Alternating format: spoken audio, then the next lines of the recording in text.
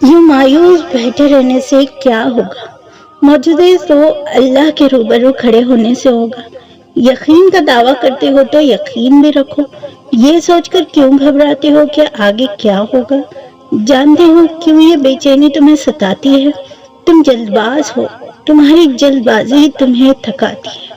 तुम हर बार नाफरमानी करते हो अल्लाह के फैसलों की, मगर आखिरी में उसी की मोहब्बत तुम्हें तुम्हारी मोहब्बत से बचाती है। लेकिन तुम्हें हर हिफाजत सदा ही नजर आती है। तुम देखते ही नहीं, पर जिंदगी तुम्हें हर एक की हिफाजत दिखाती है।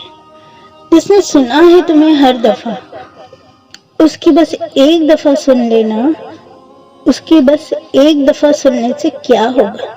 काफी करके देखो अल्लाह को, फिर तुम्हें कुछ भी ना चाहिए होगा।